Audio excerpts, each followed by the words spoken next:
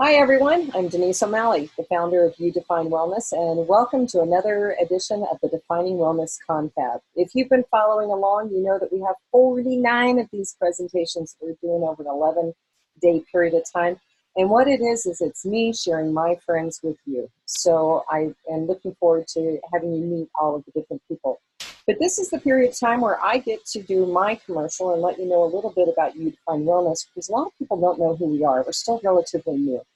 And essentially what we are is a network of health and wellness professionals, and we do an awful lot with that network. But the most important thing to know about the network is that ours is actually vetted. We do a criminal background investigation. We're looking at their disciplinary records. We're looking at their reputation online and doing as much as we possibly can before we allow them to come into our network. But once we have a network, there's something we can do with it, and that is create products for the workplace and for individuals. And our flagship product is the Employee Wellness Benefit Plan, and that's an employee benefit program that gives employees the opportunity to use the health and wellness caretakers of their choice, and there's a whole lot more to it. And a big component of what we do is our network providers have created classes, and we've put those in an education catalog available through our website. So if you have a need for a wellness educator to come in for like a lunch and learn at the workplace or a community group or even a school, we have the people that you can turn to. And the last product that we have is the Healthy Living Savings Card, which debuts today, July 17th. And what it is it's a discount card. And we do have a one-time fee for it, and right now it's at half price at $49.50. But it gives you discounts with those health and wellness providers who are in our network who have said that they will accept it, and the list is growing every single day. But you can learn more at our website at youdefinewellness.com. But the thing I really want to share with you is probably the most important part of what we do, and that is with a network of health and wellness professionals. They want to give service to the community. They want to be there when people need it the most, and that's a crisis. So we are forming the Holistic Healing Workplace Crisis Support Team, and this will be spun off as a nonprofit. And we're doing this Defining Wellness Confab as a fundraiser for it. And the reason why it's so important is because when crisis hits the workplace, and if you're in Colorado like I am, oh my gosh, we're in the news all the time with something that has happened. And the experts say to bring in the counselors, and that's good, but it's not enough. What we know is that emotional and physical trauma will reside in the body, and if not treated, will crop up days, weeks, months, and even years later. So what we do is bring in a team of a variety of health and wellness professionals, and we have done this in the past. We've been called into service already once, and we are being called into service again right now. And so we can bring in a group of people like counselors, but also acupuncture, Reiki, energy healing, massage therapists, biofeedback. The list is really, really long.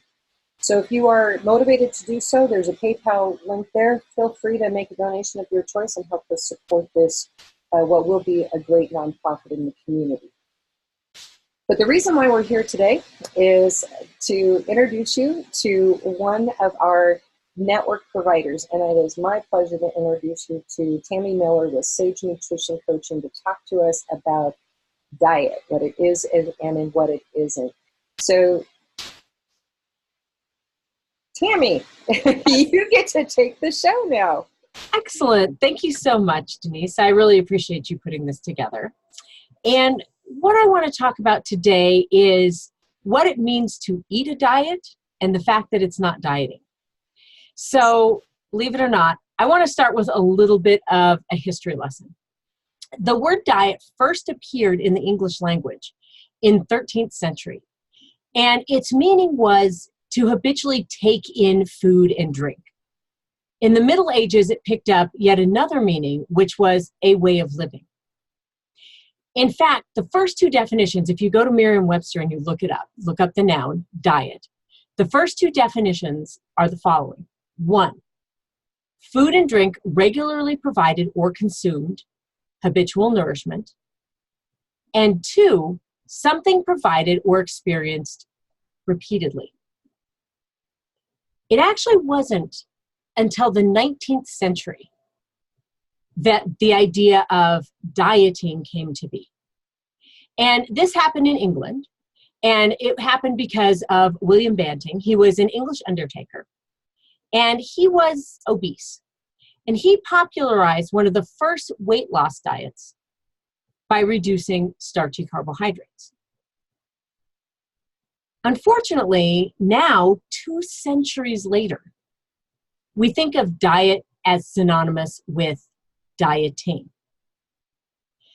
Dieting, or being on a diet, means that you're temporarily, or sometimes for longer periods, eating or drinking sparingly to reduce weight.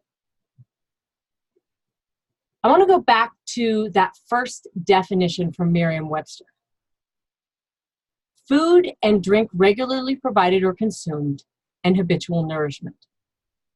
Dieting, or being on a diet, actually goes against part of this first definition, which is habitual nourishment. Dieting is actually purposeful, habitual malnourishment. No, it's probably never been talked to you that way before or told to you that way before. So I just want to let that sit for a moment. My goal today is to start to change the way that we think about food and our diet. We live in a culture where dieting, or being on a diet, somehow is equal to or equates health and wellness.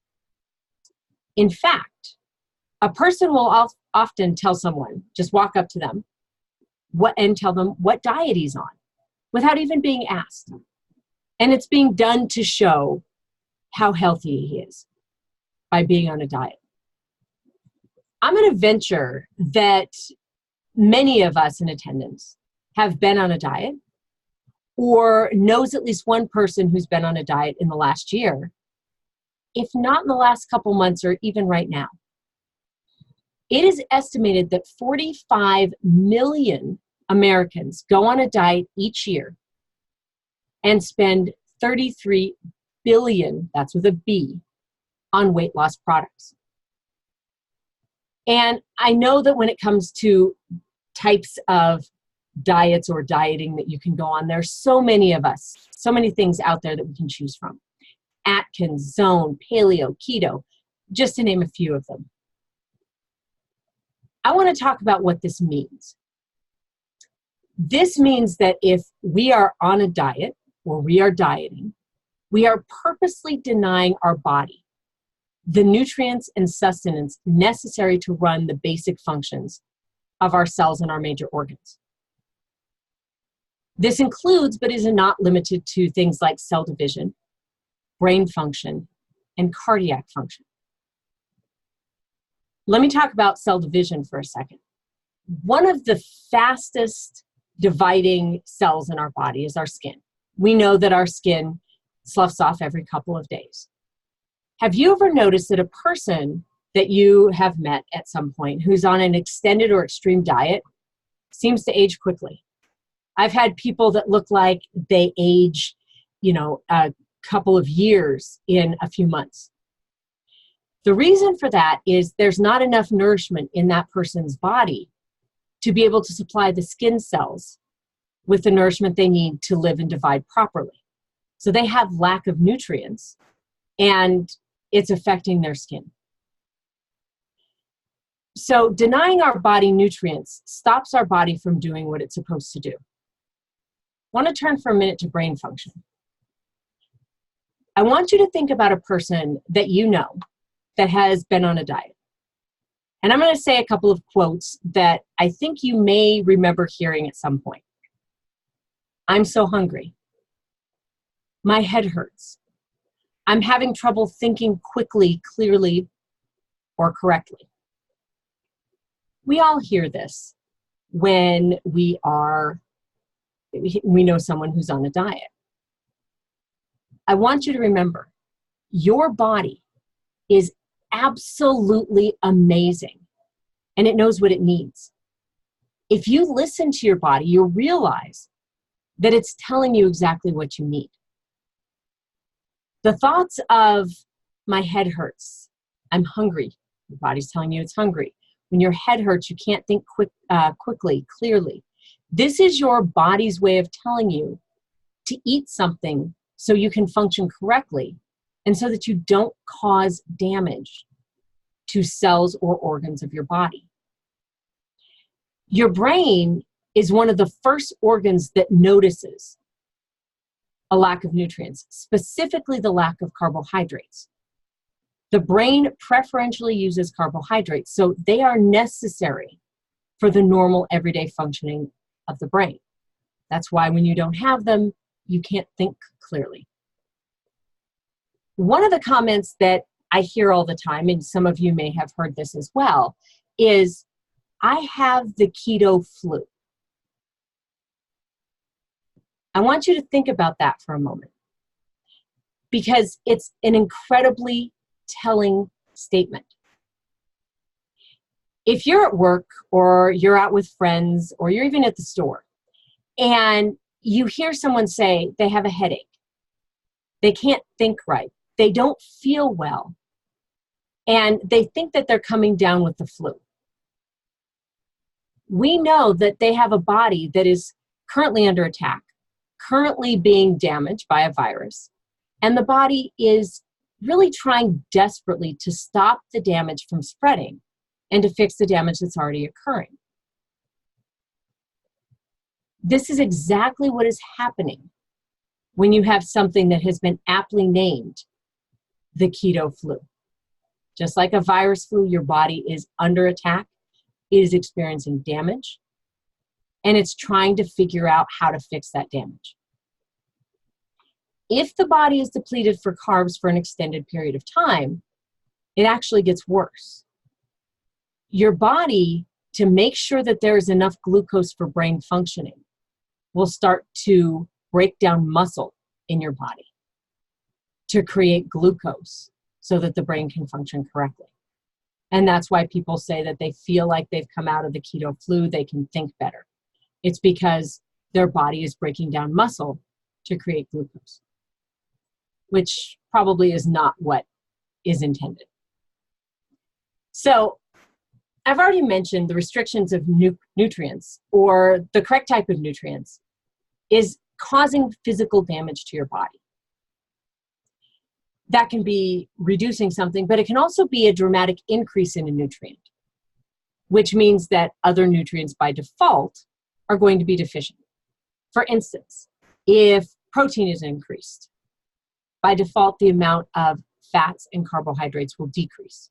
A high-fat diet will, by default, decrease the amount of protein and carbohydrates. Proteins, fats, and carbohydrates are our three macronutrients. And if our cells and organs are not getting enough nutrients to function, if they can't function, there's a limit to the energy that we can use to do what we want to do every day. I know that we all want to hang out with family and friends. We want to exercise. We want to experience life. We want to go on trips. If your body doesn't have enough nutrients to have the cells and the organs function, it's not going to leave very much at all of energy left over to experience things.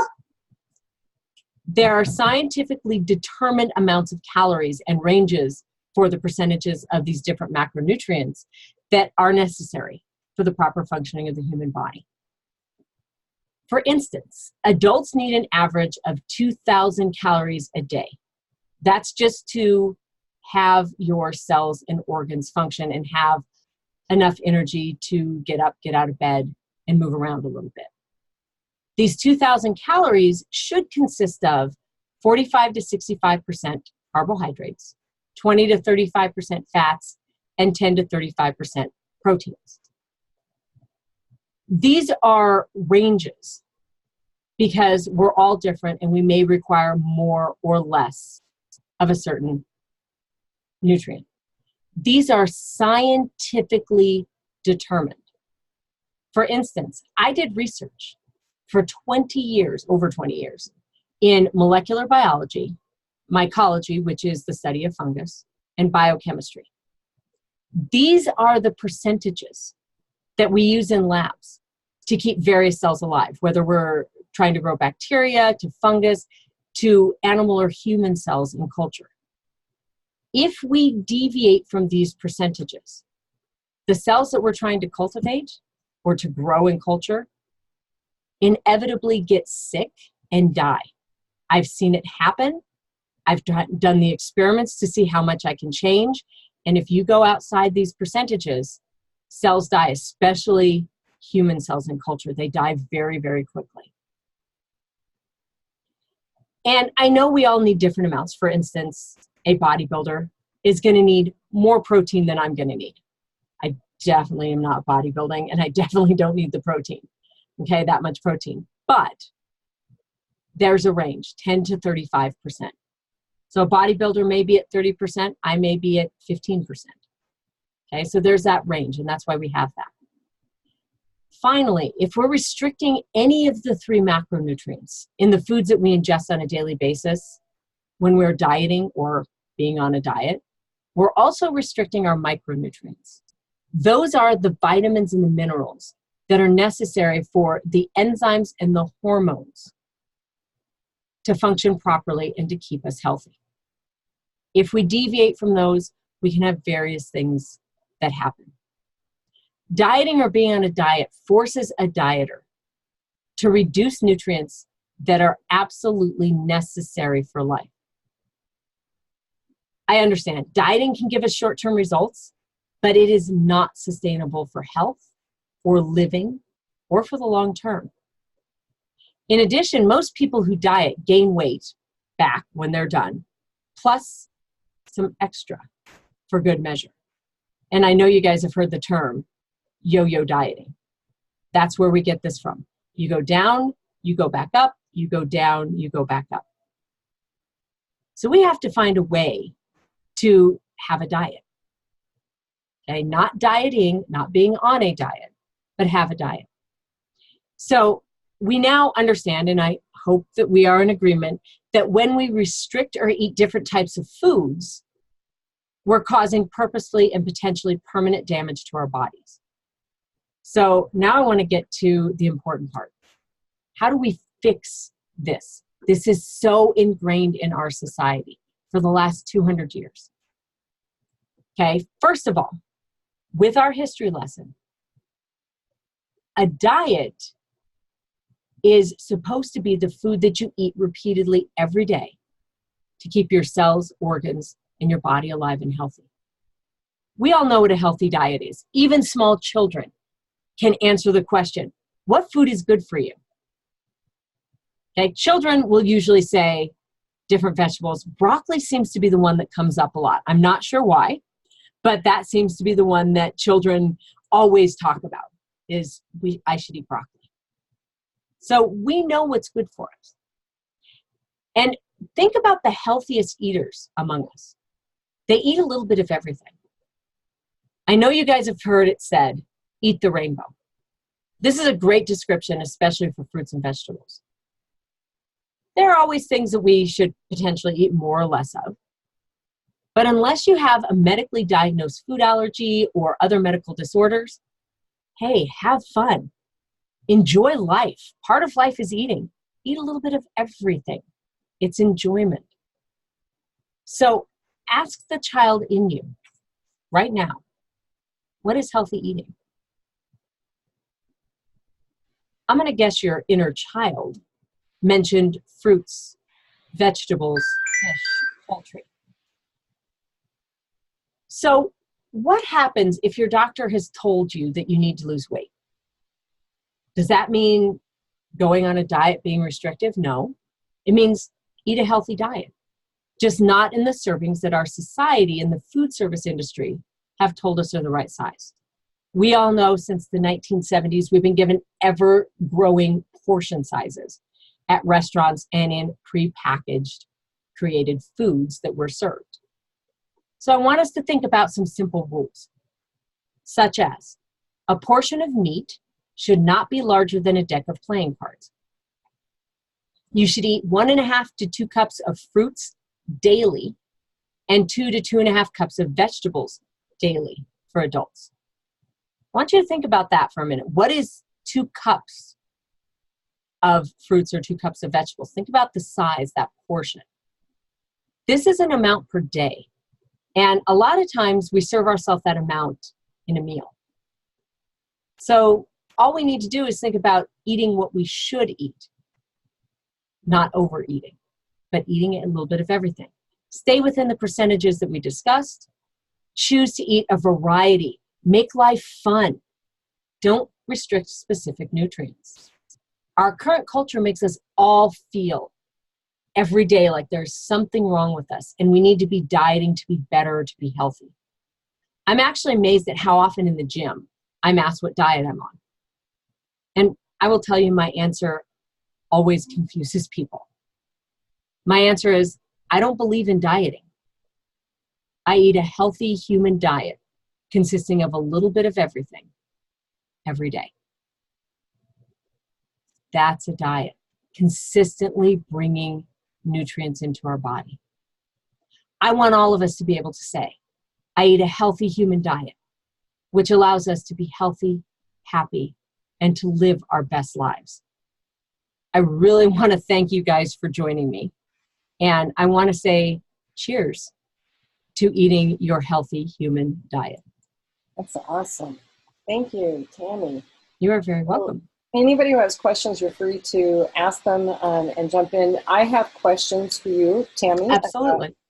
First of all, thank you for that history on diet. I didn't know that it goes back to the Dark Ages and beyond. So thank you for that. But I thought it was a word that we applied to what they ate in those days, but not that they actually had used it. So that's amazing. I'm curious, how do you work with your clients? Tell me about your practice and what you do and how you work with clients. So as I mentioned, everybody is a little bit different. So I don't believe that everyone should eat the same diet. I like to work with clients and figure out with them what things make them feel good, what things don't make them feel good. And we inevitably know that. I know if I eat a bag of lentil chips, though I love them, I'm probably not going to feel wonderful for the rest of the day. So I like to work with clients on, if they do have food restrictions, because I understand that I do have anaphylactic food allergies. Mm-hmm. So I do avoid some foods, not because I want to. I would really like to eat them, but I also really want to stay alive. So I work with people with dietary restrictions or with different things that they can't have food or they have extra inflammation. And I like to work and figure out what makes you feel good as a client and what makes you not necessarily feel so good as a client. That doesn't mean never eat that thing. Mm-hmm. It means eat it sparingly, because a lot of things are just really good and you want to. So everybody's a little bit different. I do have clients who are ballet dancers, mm-hmm. and I work with them with making sure that they have enough protein in their diet with small amounts of things like almonds, or my favorite is pumpkin seeds, which actually has a lot more protein. Oh, wow. So being able to work with someone individually and work with their needs and what they want to do, and getting them away from being so restrictive that they can't go out to dinner with friends, or they can't go to a friend's house, or they can't go to a party for fear that there might be something there that they'll eat. A little bit of everything. Do you only work with clients in your town, or do you have clients all over the place and you can work with them using technology like this? How do you work with them that way? I actually have my own Zoom room. Yay. So I do work with clients all over. Most of my ballet dancers, I'm in Denver, are up in Spokane, Washington. Okay. So there's that distance there. I have had clients that are on the other side of the world, from Abu Dhabi or Qatar. So I can work with anyone, anywhere through technology. And I can work with people close to me as well without technology, if that's preferred. So do you also work with them in teaching them how to cook the food, and so that they can grow to love it? Let's use kale as a perfect example. That kale is everywhere, and somebody once posted, if you saute kale in avocado oil, it slides out of the pan really easy into the garbage, but so you'll work with them. Probably true. Yeah, I do. I've always had a garden my entire life.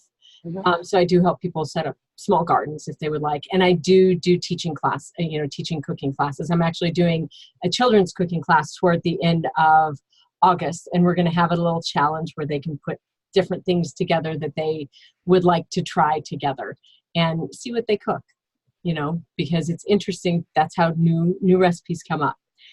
And I do teach people how to cook things that they may not like the flavor of. You mentioned kale. One of my favorite things to do with clients is called a massage kale salad. It never gets cooked. Never gets cooked. So it's raw, but it's not bitter. So I make them get to know their food, and they literally have to, with lemon juice on top of the kale, massage it with their hands for a good 10, 15 minutes. And then we let it sit and we squeeze it out and we put some other things with it, and it's not bitter. People are always amazed that it doesn't taste like kale. It tastes like a salad. Oh, awesome. And it's never been cooked. So kale is one that definitely people need some help with, and massage kale salads are my favorite. Yeah, well, I think it's great that you work with your clients, and I have no doubt that you did in helping them with this transition, because I think that's a huge fear with a lot of people. And one of the reasons why they sign up for these easy diet programs is because the food is either prepared for them or, and all they have to do is heat it up. I've been on one of those many, many, many years ago.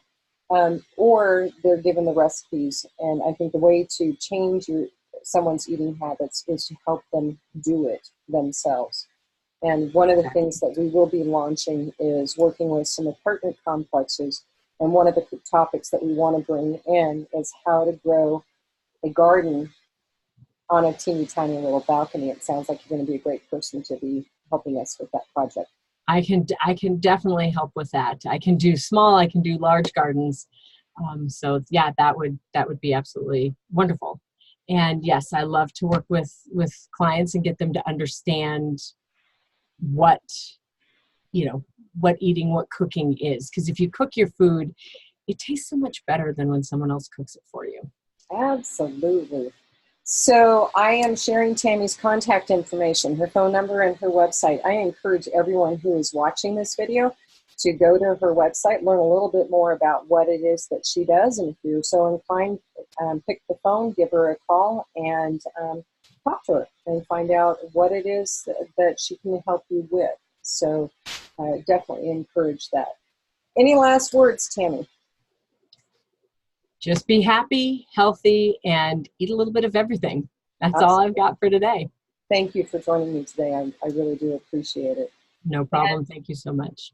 And thank you to all of you who have watched this video. As I have said before, go to our YouTube channel. Just search for you, as in Y-O-U, Define Wellness, in the YouTube search bar, and you will find our channel with all kinds of topics, and including all 49 of those during this Defining Wellness concept. But everyone be well, and thank you again for joining us.